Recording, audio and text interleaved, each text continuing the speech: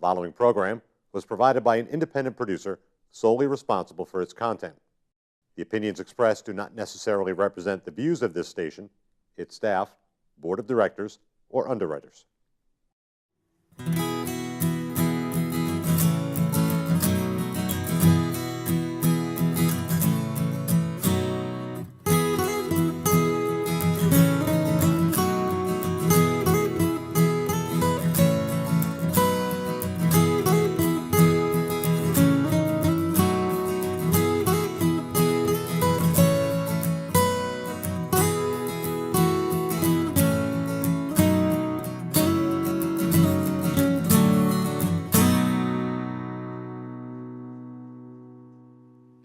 Welcome to Music Matters. In today's episode, in the studio, we have Ashkan Hamedi. Did I say that right? Yeah, Ashkan Hamedi, yes. Oh, okay. I should have let him introduce himself. Well, a few weeks ago, we had his band Mavara on here, and Ash has been working on a side project, so we've invited him to come back and talk about his project and tell you all about it. So welcome, Ash. Thank you very much. Thank you for having me. No, thank you for being on the show. Thank you very much. All right. So why don't we start right with that side project? Yeah, fortunately, I'm capable of writing songs in different genres, like folk music, like psychedelic rock, like fusion, post-rock. And during the past 12 years, I recorded a lot of demo songs in these genres that I couldn't put them in my other band, Mavara, because they are not musically fit Okay. in the other band. So I thought starting a side project, it's a good idea for these songs to be heard for different people with different tastes. Okay. That's why I started my side project. I think it's been a year now. Yeah, it was my very first year anniversary, I think last week. So it's been a year that I started my side project, and it's called Fall in Ash. Fall in Ash. Yeah. All right. So why don't we talk about what made you decide to become a rock musician? It's a long story. First of all, I have to tell you that 20, 30 years ago in Iran, only a small numbers of people were familiar with this kind of music, with rock music. So I guess I've been fortunate that my father used to listen to some Western musicians like Tom Jones, like Engelbert, Frank Sinatra, even sometimes country music. And so my ears as a kid got familiar and got to know to this kind of music. And also later when I went to high school, in the very first year of high school, I met my classmate. His name is Kaveh. I'm still friends with him, and I still talk to him on the phone every once in a while after 15, 16 years. He introduced me to heavy metal music, and with this cassette tape of Reload album by Metallica. Okay. And this cassette tape changed my life, changed my destiny. I mean, that was the beginning of me thinking about becoming a rock musician and take music more serious. So when I was 18 years old, I started a heavy metal cover band, and we were playing Metallica and Megadeth and stuff like that. And then after that, I met Farhud, my friend, and my keyboard player in Mavara and my side project, Fall in Ash. And I've been playing with Farhud and Mavara since then, which is about 12 years. 12 years? Yes. Okay. This is the story of me. Yes, well, that's why you're here to tell your story, and we thank you. You're welcome. All right. So how would your father have access to that kind of music in Iran? I guess my father was from south of Iran, and before the revolution in Iran and before the war between Iran and Iraq, there was a port in the town that my father was born. A lot of international ships and from different countries, from America, from England, France, South Korea, from all over the place, were coming there, and I think they were sharing some kind of culture, or so my father, I guess, because he was born in this kind of atmosphere, he was able to listen or get to know different people from different cultures around the world. So maybe that was the reason that he kind of knew this kind of music, this kind of Western music. Nice. And do you have support from your parents? Not at the beginning. Oh, that's the same in the West. My mother, especially, she always wanted me to be a doctor or engineer or something like that, but I didn't want to be a doctor or engineer, obviously, and I always having trouble with my parents and for convincing them that I want to do what I love, but it was hard to make them understand that I really love music and I want to play music forever. But it was 2010 that we went to France with our band Mavara. It was a progressive rock festival, and we had a mini tour in France. And after that, when I went back home and my father saw the pictures and saw the videos and stuff like that, he kind of changed his mind and said, "Now I see what you're doing here."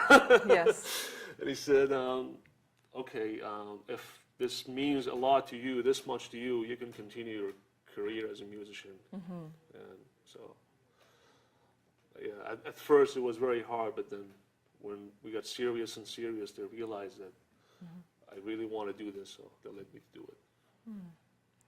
All right, so you're going to play a few songs for us today. Yes. All right, so why don't we listen to one song now? What do you want to play first? We can listen to Coexist. Coexist. Yes. All right, do you want to share anything about that song before we? I love nature.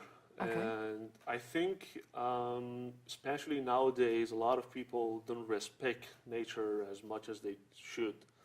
And I believe that, it doesn't matter that I believe it or not, it's just a fact that nature always have been existed and it will exist before and after us. So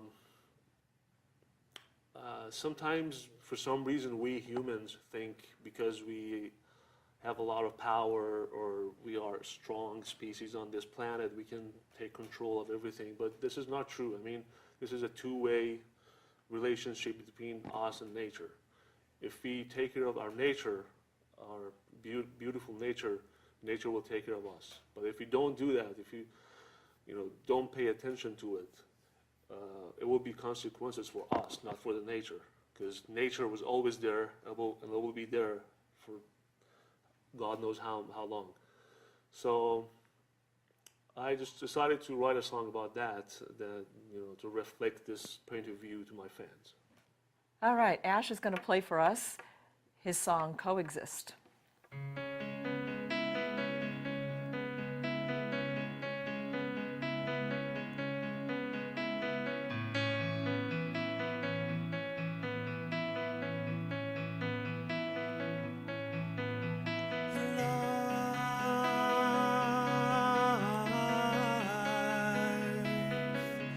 Has always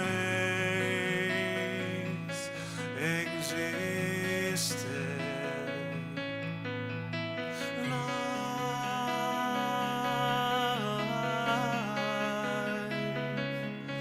has always been dancing underneath and along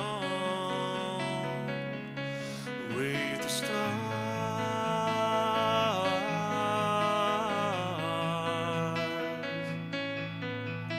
and dressed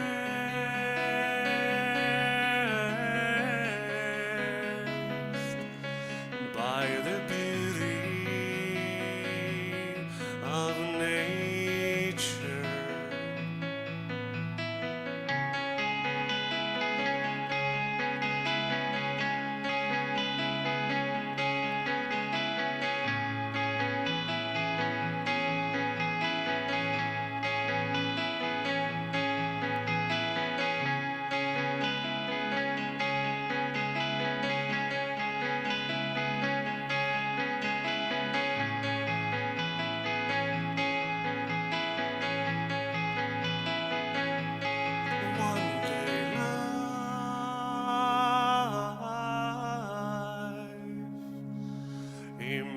Christus in itself. She gave us something that she gave none else. We were not alone, but we thought we were. 'Cause life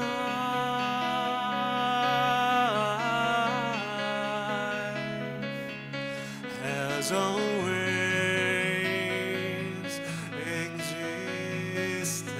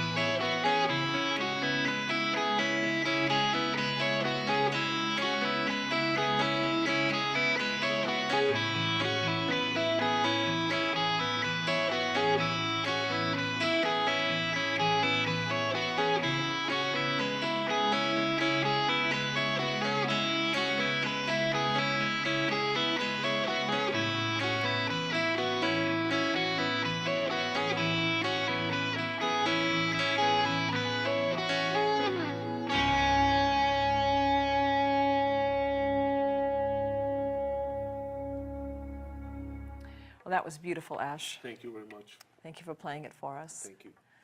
All right. So let's talk about your beginnings in music. Yeah, I know you talked about your inspiration when you realized you wanted to be a musician, but Yes. how did you start on the path? It's a funny story. When I was a very, very small child, maybe 2 or 3 years old, I was writing songs in my head. Oh, so a musical brain. Yeah, and my uncle, I didn't remember that my uncle told me to my mother like a few years ago that Ashkan was behind my bicycle and he was doing some tones, some sounds and stuff like that. And I asked him, "What are you doing?" And then he said, "I'm writing songs." Wow. So I don't know where this came from, but I was always thinking about music, and I always had some tones going on in my head. So I guess I was lucky to get to know right people, like my best friend Fatou and my keyboard player, and I think it was my destiny to become a musician. I don't know. Well, after that story, there's no doubt. Thank you. So, how did you go about learning your instruments and crafting your songs? I really didn't have any teacher because, first of all, I couldn't afford to have we had some very good teachers in Iran, but they were very expensive, and by the time I wasn't able to afford going to their classes. But I kind of learned myself with listening and trying over and over, and finally I learned what I needed to learn and started writing songs. Yeah, it just makes me think about the challenges that you must have endured. Yeah, fortunately, I had this talent as a singer, So I really didn't try to learn anything about singing. For some reason, I could sing since the beginning. And I, again, fortunately, I met some very good people that helped me to listen to the right songs and right music that I needed to listen. And those musicians, those bands like Metallica, Megadeth, Porcupine Tree, Pink Floyd, a lot of different bands, those were my teachers. I mean, I was listening to them 24 hours, and they are a part of my body like right now. I get it. It was exactly like that. All right. Now, you had a song you mentioned to me, and I don't want to speak incorrectly about it, but you had a social message that's currently an issue. Yeah. And I referenced it before we started the show, Yes. and so I don't say the wrong thing. That's Would you okay. just talk about it for me? Well, unfortunately, I didn't get a chance to play that specific song in this TV show Right. today, but I'm gonna have a song in my very first album. It's called Hijab, Okay. and maybe people ask, what is hijab? And hijab is the name of something very stupid that government is doing against females in Iran, women and girls, after the age of 9. That they force them to cover their hair with scarf.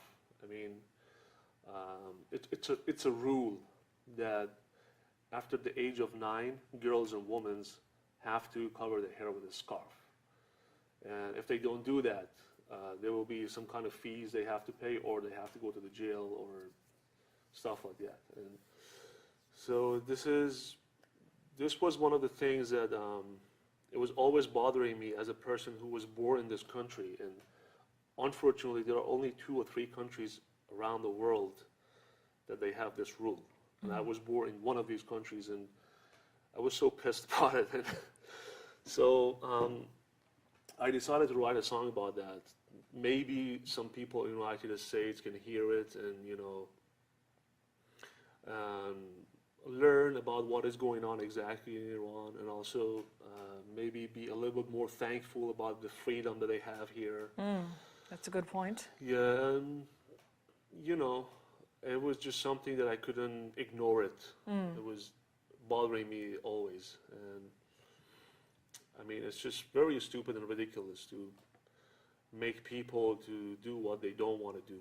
And it's some kind of religion, because of some kind of religion reason behind that, whatever they are doing to people. Yeah. And you've listened to what women have had to say about it? Yes, there's actually a Facebook page. It's called My Slightly Freedom. I'm not sure about the pronunciation exactly. There was an Iranian journalist. She is a she, and I think this specific subject is bothering her too much too. She's an Iranian female, so she has started this Facebook page for women and girls in Iran. They can put their pictures, upload their pictures in that Facebook page without a scarf. Okay. The women and girls that don't believe in having a scarf on their hair, on their head. So I forgot what was the question exactly, but Well, just that the perspective from women, yeah. because you were able to synthesize all the information that you've been exposed to. Yes, I mean, there are only maybe 30 or 40% of Iranian women in Iran that they believe in their religion and they want to have a scarf. But what about the rest of the women, which are about 50-60% of the women in Iran, that they don't want to have a scarf? They don't want to wear their hair cover their hair with a scarf. What about those women that they have to do this mandatory and ridiculous thing? So there is definitely something wrong in here, and me as a musician, I think I have the responsibility to reflect this issue to my fans, to people in a world who care about human rights. Yeah, You know, yeah, very important. yes. Well, thank you for doing that. I'm just doing my job. All right. So you have another song coming up for us. Yes. And what song are you going to play for us? Called All I Wanna Know. All I Want to Know. Yes. And is there a story about that one? It is. When I first moved here, it was about 3 years ago. Okay. I had a very, very hard time because I was away from my family, from my friends, and I was having a lot of trouble financially, emotionally, everything. And I was very desperate. And in one of those nights, I was thinking about all these negative things, and I had my guitar and I was playing by myself, and all of a sudden, some kind of arpeggio came to my fingers, and I started playing. And that specific arpeggio gave me a lot of positive energy, a lot of hope, and it just changed my feelings, changed my mood, like 100%. So that song is a true side of the story for me in that time, that I was so desperate and so hopeless, and all of a sudden through this again music, you know, came to the rescue.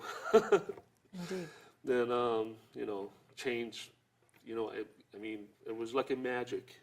It was, I mean, changed my feelings 100% after 3 or 4 minutes playing the arpeggio. So I try to complete it and finish it, and you know, release it as a song. It's just a very personal thing, but whenever I listen to it, I feel great, because again, it was a proof to me that music can always change everything.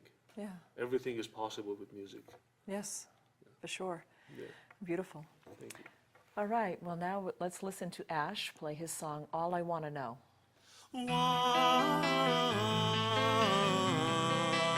day I felt so alone, so hopeless, so sad. I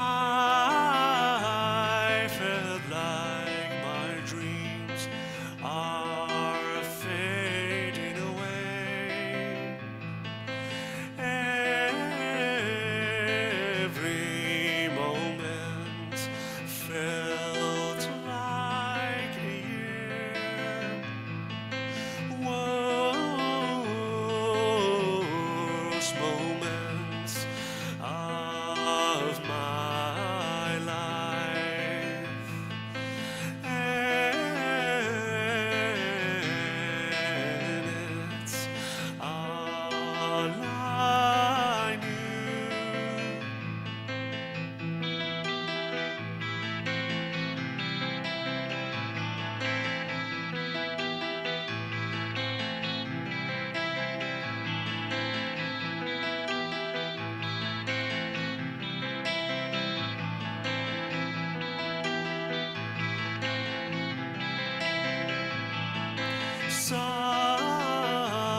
Suddenly something changed my feelings.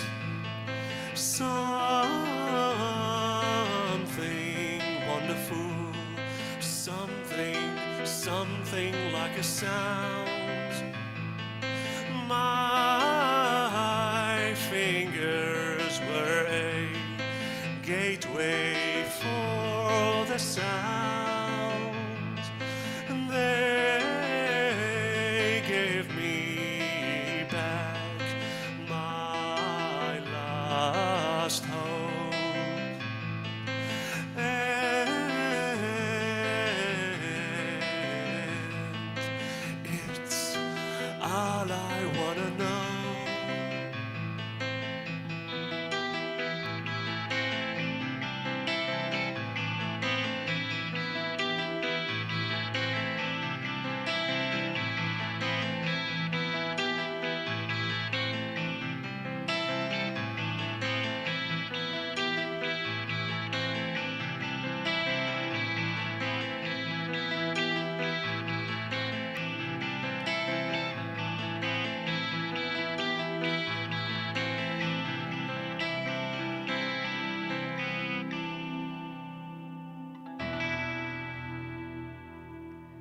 That was beautiful, Ash. Thank you Thank very you.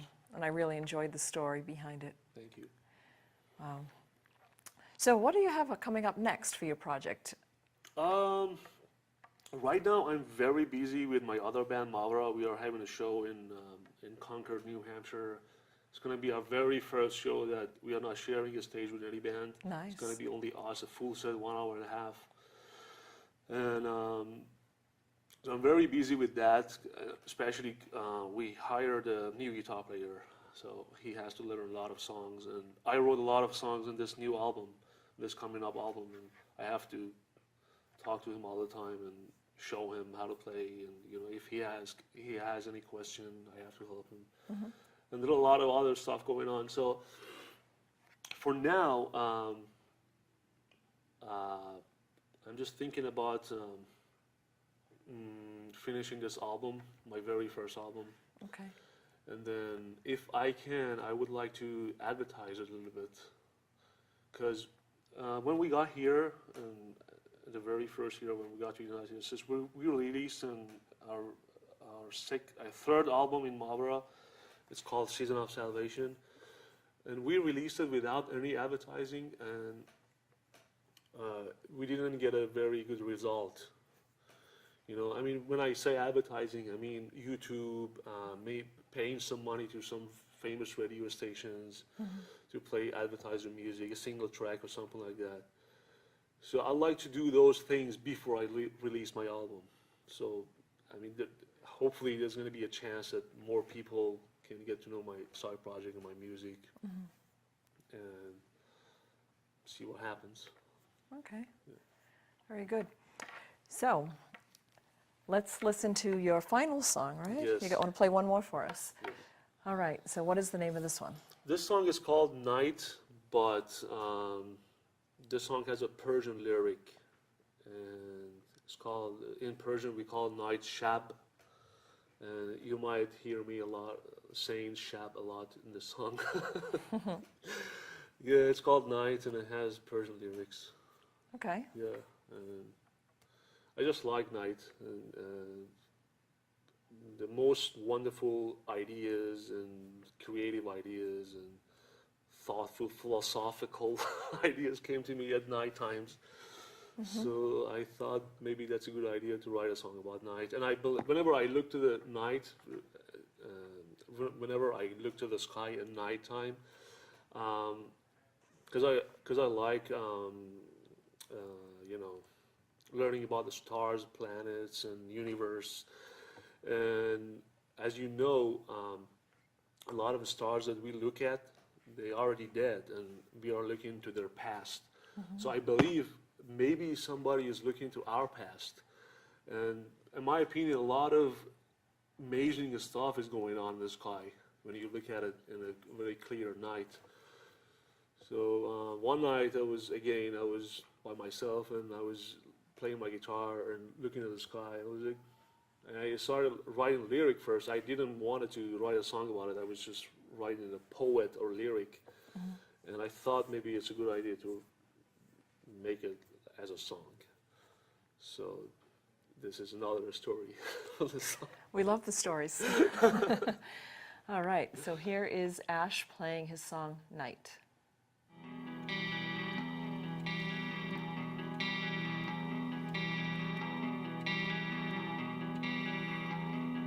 شب را دوست دارم، شب را دوست دارم، شب آینه ایست بر دیوار تاریک روشن آسمان، شب روزه ستاره هاست، روزه درخشندگی هاست، شب را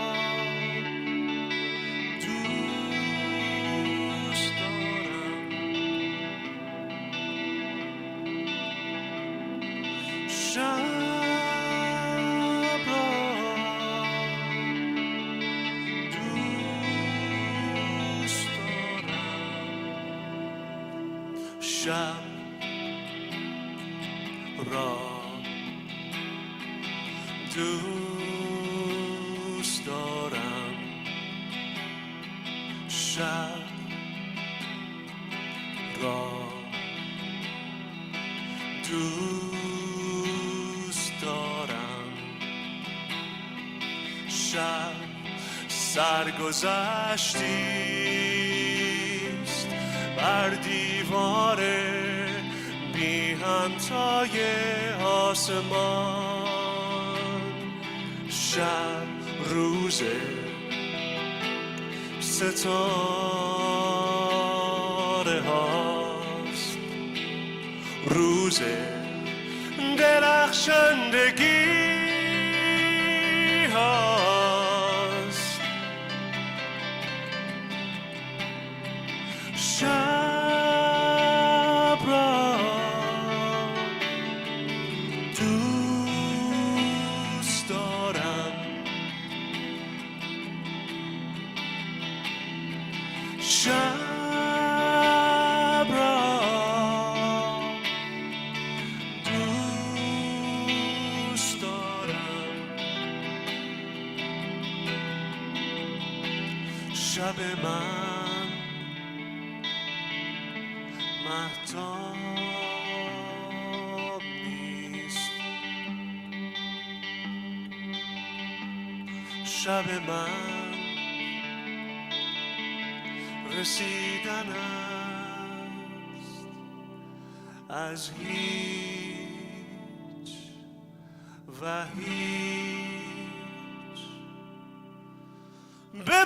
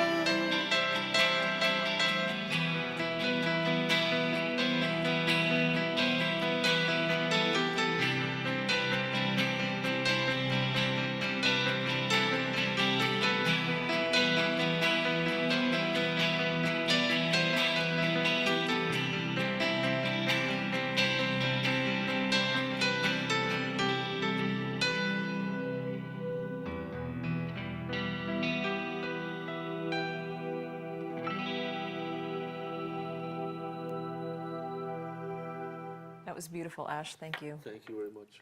So, are there any stories that you'd like to share with our viewers? I'm out of stories right now. Oh, that's fine. That's fine. We just have a few minutes left, and I didn't want to leave the show without. Yeah, I'd like to talk about, if I can, talk Yes. about how was playing rock music in Iran. Yes, Because definitely. I think it's good for people to know that it wasn't that easy. That's true. And you know, when the band was here, you discussed it a little bit, but Yes. let's talk about it Yeah. again. Yeah, the thing is, 20, 30 years ago, I mean, right now is a lot better than 20, 30 years ago, but because of internet, social media, but being a rock musician is an unusual thing in Iranian culture yet. And on the other hand, we have the most stupid and ridiculous government in Iran that instead of supporting musicians and talented artists in general, they make them to go through a filter.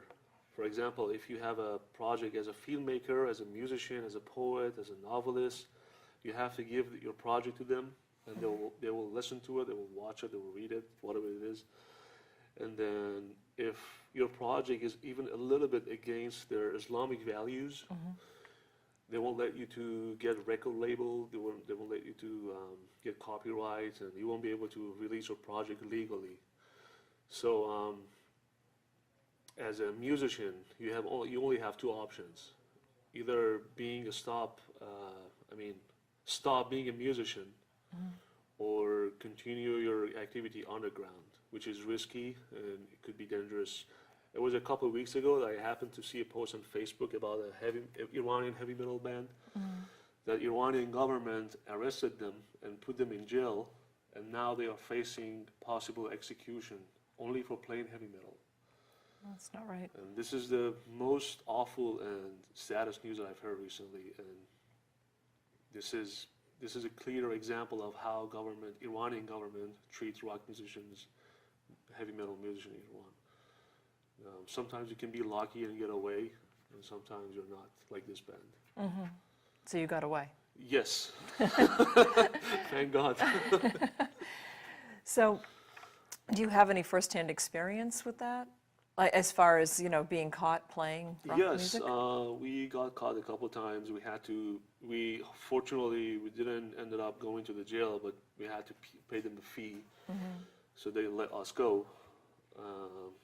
There was another time that I had very long hair, and I had my winter hat. It was winter, and I had my winter hat on my head, and he took out my hat. Oh, he said, "Whoa, what is that?"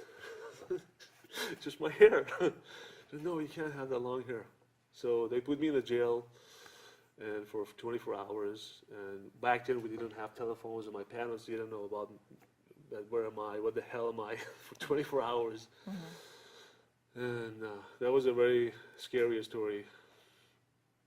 Yeah, and I don't know.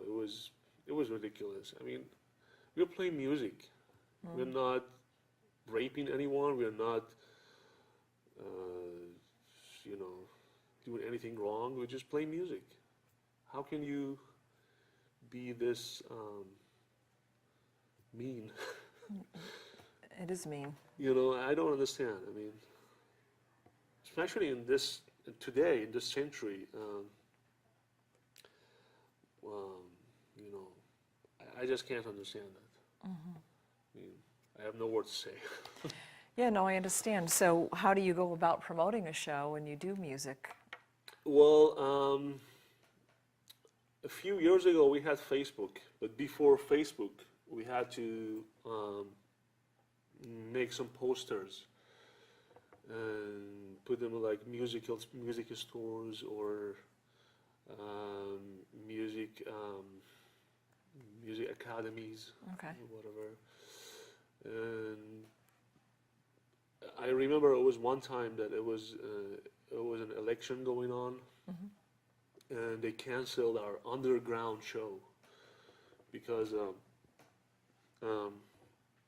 they said it's going to be dangerous. We can't have so many people in one place. It was some kind of emergency situation because it was election. I don't know.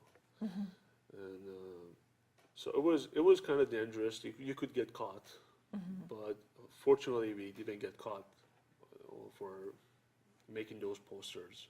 We were lucky, I guess. But yeah, it was only posters, and as far as I remember, nothing else. So is there a network of support? No, the internet wasn't that popular back then, like 12 years ago, 14 years ago.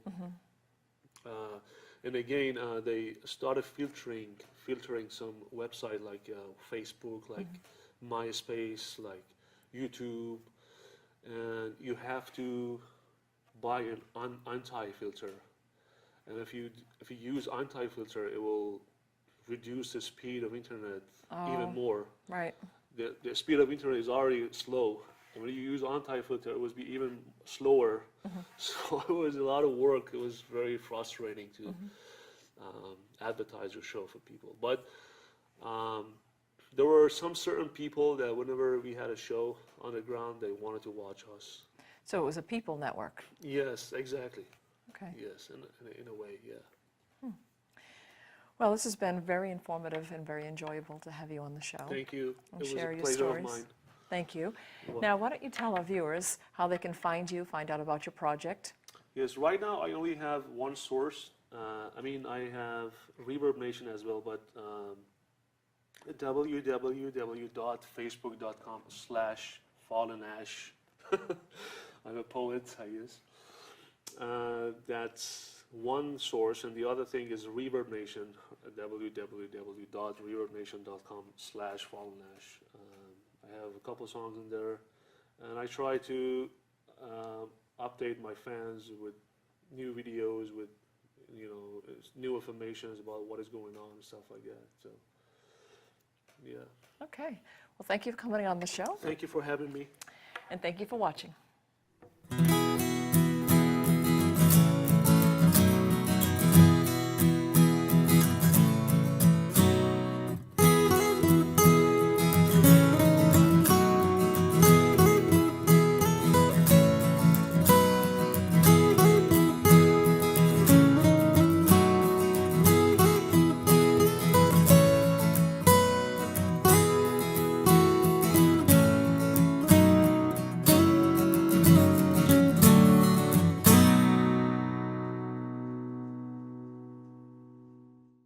The preceding program was provided by an independent producer solely responsible for its content. The opinions expressed do not necessarily represent the views of this station, its staff, board of directors, or underwriters.